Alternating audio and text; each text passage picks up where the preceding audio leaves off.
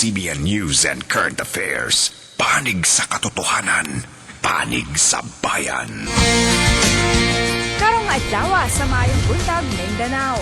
Laing lami ang recipe atong tunan og tilawan sa morning kusina.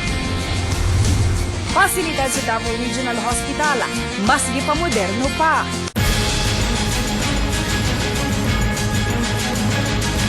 Sa News Patrol, Mayor Duterte nag-opisina sa Rizal Park tungod sa brownout aron walay mabiya ang trabaho. Pagpanglabay og granada sa Fatima Paquibato District, gihinumdum sa mga residente. Ug Mayor Duterte spotted nga nag-drive og taxi.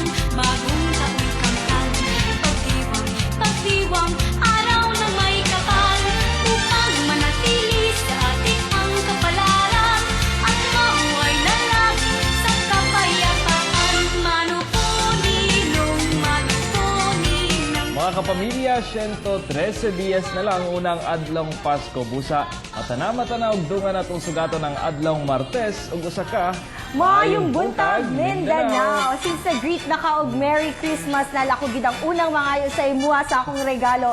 Karon pa lang dapat mangandam na ka para pag abot sa 24 na ko'y abrihan. Tama ka diha, bisan na magandam na talabi na sa itong mga kuha na ito diha, mga atong mga pagumangkon. Mga ninang, dapat mangandam na. Yes. At syempre, dili lang kita ang nangandam, Michelle, no? Kay ang mga kapamilya sab nato nangandam na sab sa ilahang mga Christmas decorations. Labi na nga nanatay mga nakita no sa mga kalsadang nanay nagdecoron, mga nagbaligya og mga Christmas decorations, labi na mga Christmas lanterns ug mga kanang Christmas lights. Ingon sila mas gwapo daw na karon pa lang mamalit na kadaan og mga Christmas decors ug bisan gani ang mga pangregalo nimo sa imong mga inanak para pag abot sa Pasko o duol ang Pasko di na ka maglisod og budget. Karon pa lang saro September, October, November, December upat ka bulan mga kapamilya nimo ng pangandaman.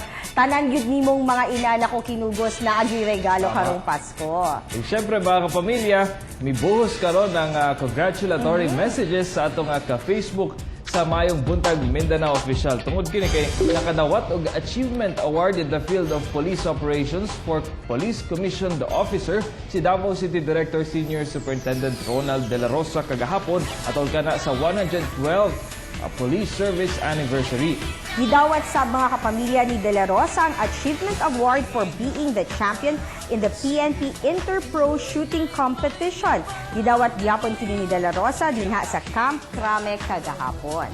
Yan, ug busa wala sa magpaulahi atong mga ka-Facebook sa ilahang pag-congratulate kang Senior Superintendent Ronald De La Rosa pinaagi sa Facebook page sa MBM Official. Naging viral sa digahapon ang picture ni De La Rosa. Pero kini mga pamilya, speaking of ka-Facebook, why po asab ang pag-share sa atong mga ka-FB sa ato ang fanpage ng Mayong Buntag Mindanao sa ilahang mga greeting. Og i-post ni Neng Torre ang mga estudyante sa Cabalantian Elementary School sa Santa Maria, Davao del Sur na nagdula sa mga traditional ug mga paboritong Pinoy games. Ayan, sumala ni Ineng Torre nga human sa ilang afternoon class, dili gyud daw nila si piaton nga magdula og luksong tinik o dili kaha kadang-kadang. O kini mga kapamilya, nagpasabot nga bisan wala man tay mga gadgets no nga uso karon, mahimog gyapon tang malipayon sa pagdula sa mga traditional Pinoy games. Makamiss na ka ng mga tumbang preso, tumbalata, piko, di ba? Dagan kay ka ng mga elementary pupils karon ang medyo wala na kayo na experience. Una, puro na simento ang sa compound sa school. Ayan, pero kini mga kapamilya, para sa atong mga motorista, kinahanglan gyud nga budget kay nanapoy gipatuman nga oil price increase effective kaganina alas 6 sa buntag. Siyempre, dako gyud daw kining price increase nga ipatuman sa dili lang sa big three oil companies kundi sa uban pang mga oil companies, no, labi na nga naay kagubot nakapatrigger sa ninyo Correct. ang kagubot dito sa Syria katong chemical attacks mismo. So makita nato sa atong screen nga ang adjustment, no, ang pagsaka sa gasolina 1 peso and 25 centavos matag litro, samtang sa diesel piso kada litro. And sa kerosene, 1 peso and 15 centavos kada litro. Ang Shell sad mga kapamilya nagpatuman og 135 na increase sa gasolina. Pareho lang sab ang price increase sa diesel and kerosene as of petrol. Okay. So, importante planuhon ang lakaw para siguradong makatipid ka sa konsumo sa atong mga petroleum products. And speaking of konsumo, kanilahi na konsumo, kaon ni Chanel. Sa mga mahilig og chicken, kini usa ka lami ang grilled chicken with side dish nga mashed durian potato. Sa ito na ang paghimo niini sa ating morning kusina.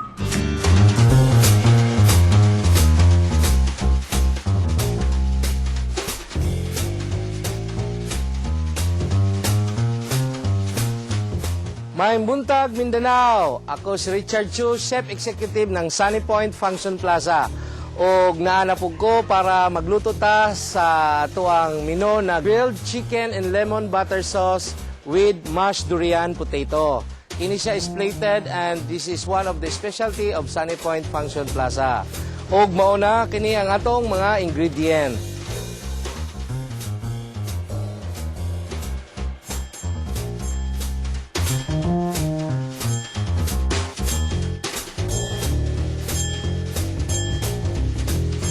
O ang atong unang buhaton, we get, kuha na ito ang atoang potato na giboil na daan and then imamash natin.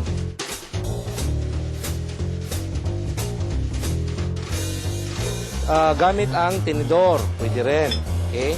Press natin para magkaroon tayo ng, magkaresulta tayo ng mashed potato.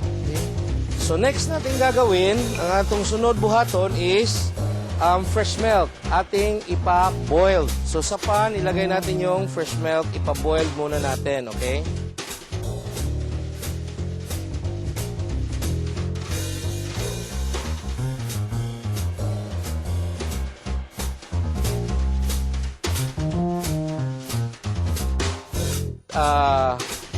Ang ating gagamitin is ang white pepper para hindi sira ang kanyang kulay.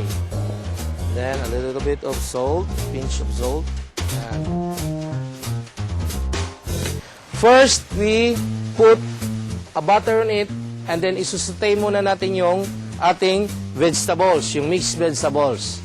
So, ang ating mixed vegetables, sinaruan ko na rin ng asparagus for our garnish. Okay? So, ito na yon. Yan. And then, ilalagay na natin sa ating plate. Okay?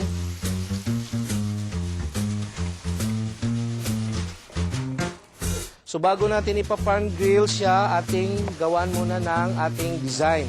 Make sure that the chicken is fresh.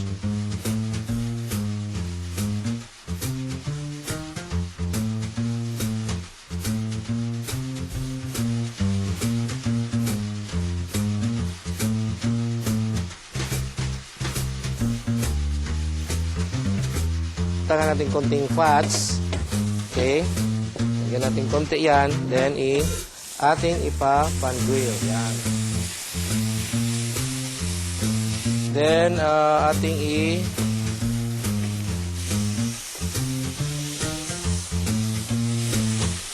next na ano niya, pagluto na siya, nakita nyo na, lagyan nyo na siya ng butter. Okay? Ito yung magiging sauce na niya. And then, soy sauce. Okay? Make sure na hindi mo mabuborn yung butter. And then, the lemon juice. Okay? Yan. Then, patay na. Sa plato,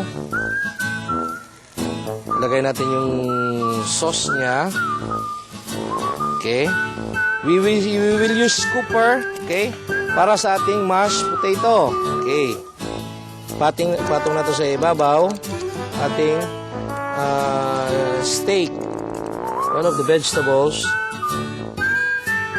Yan, para nakatayo siya. Wala. So, ito na yung ating grilled chicken in lemon butter sauce with mashed durian potato. Pwede po mong bisita sa amuang lugar sa Sunny Point Function Plaza sa Maa, Davao City. And ako si Richard Chu, Chef Executive ng Sunny Point Function Plaza para sa Morning Kusina. God bless you all!